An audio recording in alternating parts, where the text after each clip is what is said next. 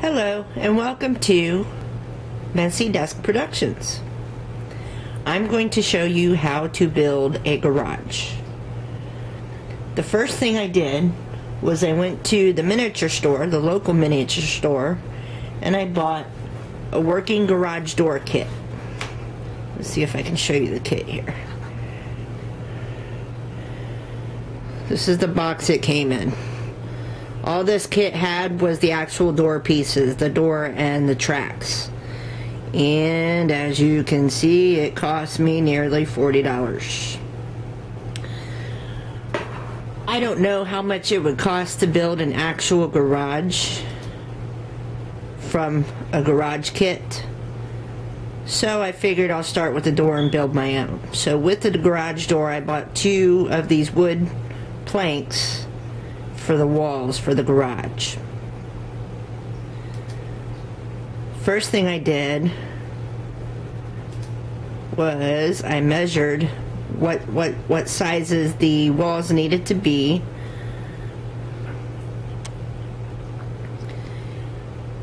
and then drew them out on the wood plank. So you can see the lines there where I needed to cut the wood down. So then the next step is to cut the wood. So that's the actual wall cut from the wood. When I cut the wood using a Dremel tool, this picture has the Dremel stylus in it, which is the cordless version of the Dremel, which I don't recommend you buy when you're doing projects like this. It just doesn't have enough power to cut wood for more than 10-15 minutes at a time without having to be recharged, and it takes a couple of hours to charge to full strength again after using it for 10 or 15 minutes. So I ended up going out and buying the corded version of the Dremel tool, which works much better. So here's where I'm cutting the wood.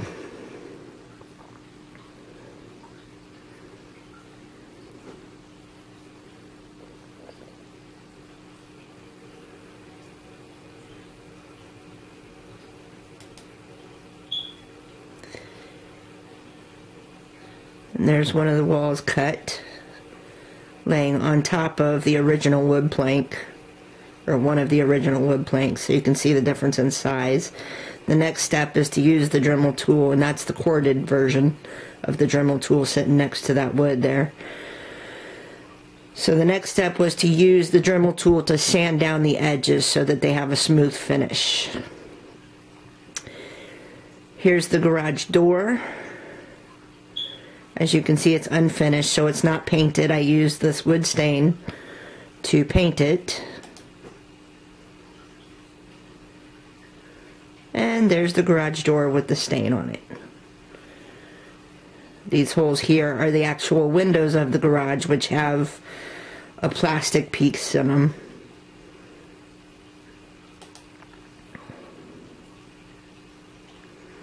The next step was to fit the garage door into the beams, which allow it to roll up and down. It does work. Works kind of nice, actually. And then I measured a door hole where I can put a door that would lead me into the house from the garage. That's an OCD thing. You should be able to access your house from the garage. So I used the Dremel tool to cut a hole for the door frame. And then for the external garage door wall, I cut a door frame and a hole for the window. I'm going to put a window in the external wall so that I can see outside from the garage, and that brings light in. For the door and the window, I saw at the miniature store these little kits. This one is for the door, and it comes with all the tools and everything, all the pieces that you need to put it together. This cost $8 at the local miniature store. And the door's made out of plastic, and it comes with the window, which is a thick piece of plastic. And here's the window. And that comes with the handles and the lock, and it is a working window. You can open it and close it. And there they are, fitted into the garage door wall. You always want to make sure your pieces fit into the walls before you sand them down and paint them. Otherwise, you'll have to redo them. That's never fun.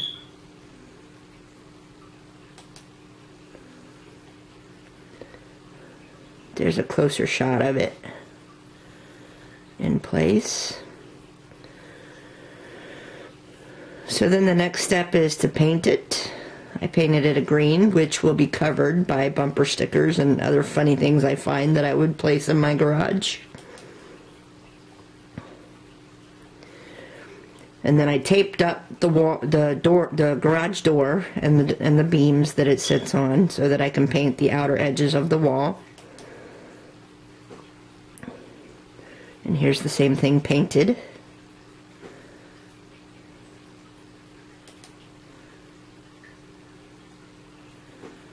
And there it is untaped, so you can see the finished product. Probably looks better without the newspaper underneath it, but it was still drying.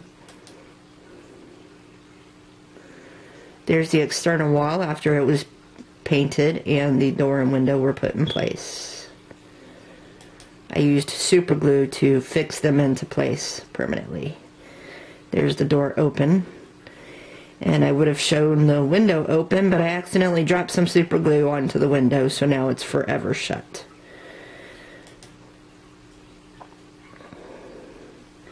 My next step was to glue the walls together.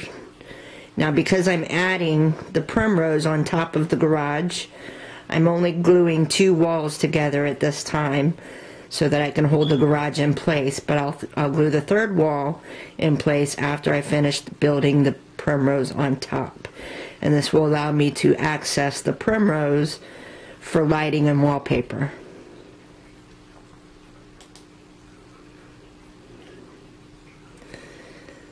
There's the external garage wall in place. And the internal garage wall in place.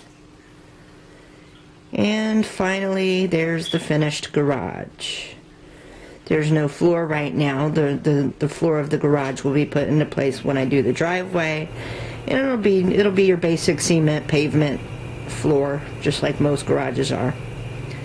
So there you have it. That's how to build your own garage. Thanks for listening. Good luck.